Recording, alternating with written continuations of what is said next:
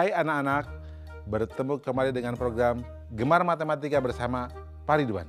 Ingat, belajar matematika bersama Pak Ridwan membuat matematika menjadi lebih mudah.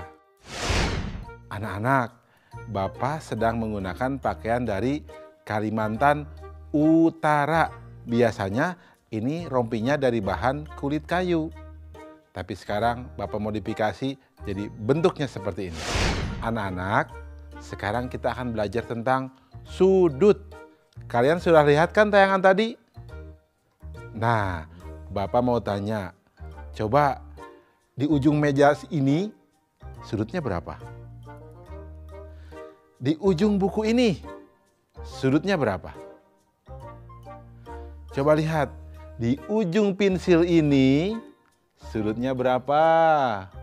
Tahu tidak? Pasti kalian tahu. Bapak akan mengajarkan tentang sudut dengan konsep matematika, nalaria, realistik. Dan ini pasti sangat menarik anak-anak. Penasaran? Baik. Mari perhatikan penjelasan berikut ini. Perhatikan gambar berikut. Coba perhatikan jarum jam pada gambar A. Apakah anak-anak tahu gambar A membentuk sudut apa? Ya, benar, siku-siku. Besar sudut siku-siku adalah 90 derajat. Sekarang, bandingkan dengan gambar B dan C. Apakah ada perbedaan? Nah, gambar B besar sudutnya lebih kecil dari gambar A. Artinya, besar sudut gambar B kurang dari 90 derajat. Nah, anak-anak, sudut yang demikian disebut sudut lancip. Bagaimana dengan gambar C? Gambar C besar sudutnya lebih besar dari gambar A. Artinya, besar sudut gambar C lebih dari 90 derajat. Nah, sudut yang demikian disebut sudut tumpul. Jadi anak-anak, jenis-jenis sudut ada sudut apa saja? Benar, sudut siku-siku, sudut lancip, dan sudut tumpul. Coba anak-anak, apa perbedaannya? Ya, betul. Sudut siku-siku besarnya 90 derajat. Sudut lancip besarnya kurang dari 90 derajat. Sudut tumpul besarnya lebih dari 90 derajat. Jelas ya anak-anak? Mudah kan? Bagus. Ingat, belajar matematika bersama Pak Ridwan membuat matematika menjadi lebih mudah. Baik anak-anak, Bapak akan memberikan soal tentang sudut berbentuk HOTS, Higher Order Thinking Skill, atau berpikir tingkat tinggi. Siap? Ya, perhatikan soal berikut ini. Berapa selisih terkecil dari sudut yang dibentuk oleh jarum jam dan menit pada pukul 4 dan pada pukul 4.30? Solusi: informasi pukul 4 dan pukul 4.30. Langkah-langkah: besar sudut pada lingkaran sama dengan 360 derajat. Besar sudut setiap bilangan sama dengan 360 derajat dibagi 12 sama dengan 30 derajat. Besar sudut pukul 4.00 sama dengan 4 dikali 30 derajat sama dengan 120 derajat. Jika jarum pendek di bilangan 3, maka sudutnya 90 derajat. Pukul 4.30 sama dengan 90 derajat dibagi 2 sama dengan 45 derajat. Selisih sudut sama dengan 120 derajat dikurangi 45 derajat sama dengan 75 derajat. Kesimpulan, jadi selisih terkecil dari sudut yang dibentuk oleh jarum jam dan menit pada pukul 4 dan 4.30 adalah 75 derajat.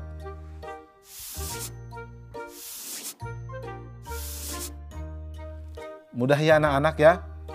Belajar matematika bersama Pak Ridwan membuat matematika menjadi lebih mudah.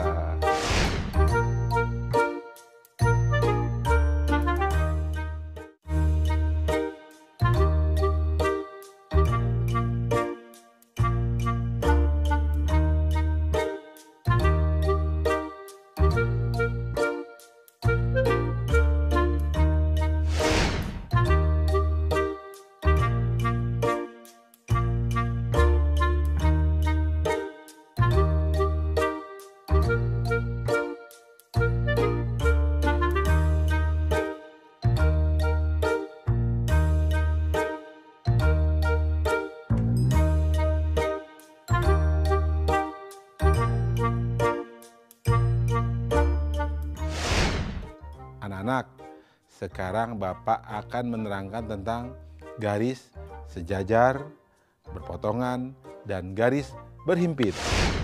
Kalian sudah lihat kan tayangan tadi? Nah, ada kereta api. Lihat relnya. Kalau dua yang sejajar, dia tidak pernah bertabrakan. Ya, karena dia sejajar. Nah, sekarang kalian lihat kalau kereta api di persimpangan jalan. Dia pasti berpotongan. Jelas ya? Bapak akan memberikan contoh yang lain. Kalian suka lihat di jam dinding pukul 12 tepat. Apa yang terjadi? Betul, jarum panjang dengan jarum pendeknya berhimpit.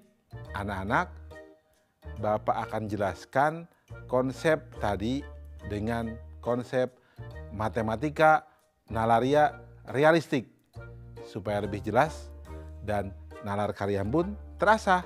Kalian penasaran? Baik, perhatikan penjelasan berikut ini. Baik anak-anak, Bapak akan mengajarkan tentang pemahaman konsep garis yang sejajar, berpotongan, dan berhimpit. Perhatikan penjelasan berikut ini. Pada gambar kubus di samping terdapat beberapa garis, yaitu garis AB, BC, CD, DA, dan lainnya. Di antara garis-garis tersebut terdapat garis yang tidak akan berpotongan, yaitu garis AB dan garis EF, garis AE, dan garis BF. Silahkan kalian lihat contoh yang lainnya. Nah, garis-garis yang demikian disebut garis sejajar. Jadi, apa itu garis sejajar?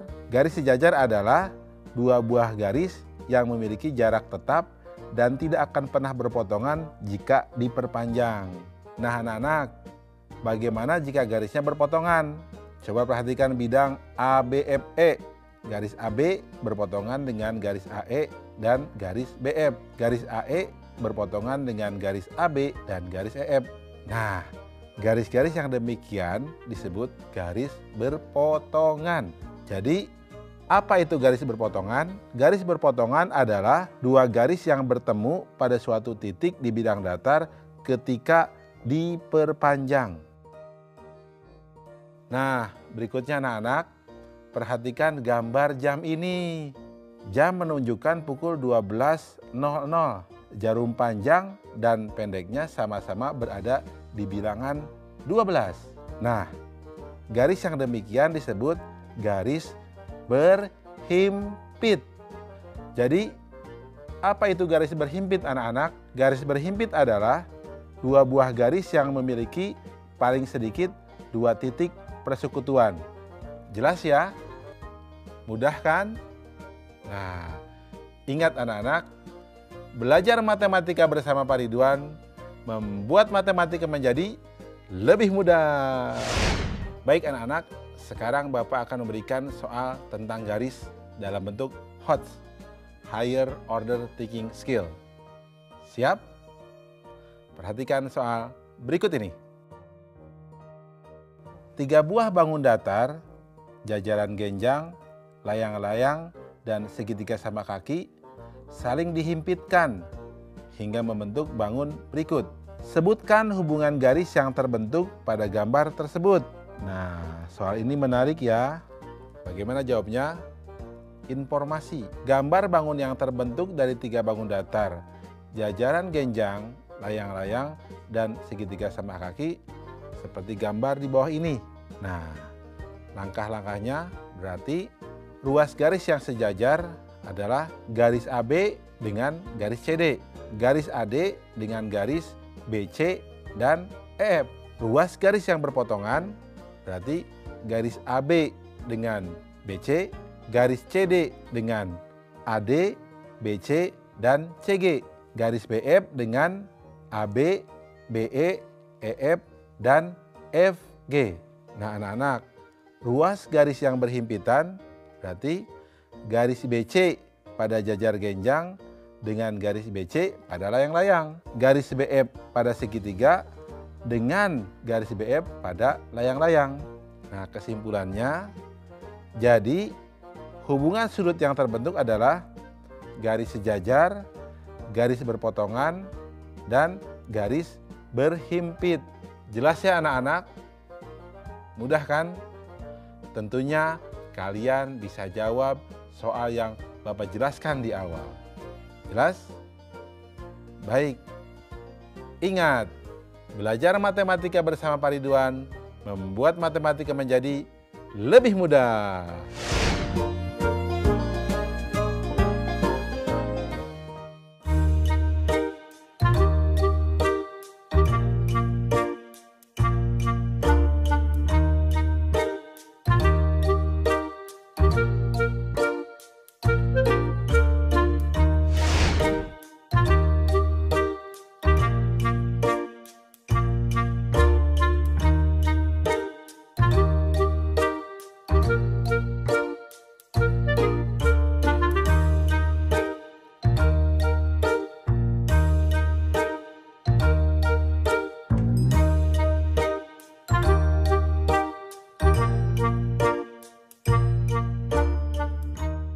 Nah, anak-anak, sekarang kita akan belajar tentang sudut penyiku dan sudut pelurus. Kalian kan sudah lihat tayangan tadi? Nah, jarum panjang dengan jarum pendek membentuk sudut siku-siku. Kalian perhatikan, berapa sudut yang dibentuk oleh jarum warna merah dengan jarum panjang? Berapa sudut yang dibentuk oleh jarum merah dengan jarum pendek? Yang pasti kalau dijumlahkan pasti sudutnya 90 derajat. Jelas ya? Sekarang lihat gambar yang kedua. Coba lihat. Jarum panjang dengan jarum pendek hubungannya lurus ya. Sekarang kita lihat. Berapa sudut yang dibentuk antara jarum panjang dengan jarum warna merah? Berikutnya, berapa sudut yang dibentuk antara jarum pendek dengan jarum warna merah? Yang pasti jumlah sudutnya adalah 180 derajat. Jelas ya? Nah, Bapak akan jelaskan tentang hal itu supaya kalian lebih paham dengan konsep matematika nalaria realistik. Penasaran? Baik. Mari perhatikan penjelasan berikut ini. Baik anak-anak, Bapak sekarang akan menjelaskan pemahaman konsep tentang sudut penyiku dan sudut pelurus. Baik, perhatikan penjelasan berikut ini. Perhatikan tabel berikut. Nomor 1, sudut 30 derajat. Sudut penyikunya 60 derajat. Jumlah sudutnya 90 derajat. Nomor 2, sudut 45 derajat. Sudut penyikunya 45 derajat, jumlah sudutnya 90 derajat. Nomor 3, sudut 72 derajat, sudut penyikunya 18 derajat, jumlah sudutnya 90 derajat. Nah anak-anak, tahu tidak apa sudut penyiku itu? Nah, mau beritahu ya, sudut penyiku adalah sudut di mana sudut ditambah sudut penyikunya menghasilkan 90 derajat. Baik anak-anak, jadi hubungan antara sudut dengan sudut penyiku adalah sudut ditambah sudut penyikunya sama dengan 90 derajat. Nah, anak-anak, mari perhatikan tabel selanjutnya. Nomor 1, sudut 30 derajat ditambah sudut pelurusnya 150 derajat, jumlah sudutnya 180 derajat. Nomor 2, sudut 65 derajat ditambah sudut pelurusnya 115 derajat, jumlah sudutnya 180 derajat. Nomor 3, sudut 145 derajat ditambah sudut pelurusnya 35 derajat, jumlah sudutnya 180 derajat. Nah anak-anak, tahu tidak hubungannya? Nah baik, Bapak akan beritahu ya. Jadi hubungan antara sudut dengan sudut pelurus adalah sudut ditambah sudut pelurusnya sama dengan 180 derajat. Jelas ya anak-anak? Mudah ya? Baik. Ingat, belajar matematika bersama Pak Ridwan membuat matematika menjadi lebih mudah. Baik anak-anak, Sekarang Bapak akan memberikan soal tentang sudut penyiku dan sudut lurus dengan HOTS, Higher Order Thinking Skill, atau berpikir tingkat tinggi. Perhatikan soal berikut ini. Besar sebuah sudut 2 kali dari penyikunya. Berapakah sudut pelurus dari sudut tersebut? Susah ya? Tenang, kita akan jawab dengan mudah. Solusi. Informasi, besar sudut sama dengan 2 kali sudut penyikunya. Perhatikan langkah-langkahnya. Misalkan sudut penyikunya adalah X, maka besar sudut tersebut adalah 2X. Sehingga perhatikan di gambar, 2X ditambah X sama dengan 90 derajat. 3X sama dengan 90 derajat. Sehingga X sama dengan 30 derajat dan 2X sama dengan 60 derajat. Karena besar sudutnya adalah 60 derajat, maka besar sudut pelurusnya adalah, perhatikan, 60 derajat ditambah sudut pelurus sama dengan 180 derajat. Berarti sudut pelurus sama dengan 180 derajat dikurangi 60 derajat. Atau sudut pelurus sama dengan 120 derajat. Kesimpulan, jadi besar sudut pelurus dari sudut tersebut adalah 120 derajat. Mudah ya anak-anak? Bapak yakin kalian juga bisa jawab soal yang di awal tadi, ya.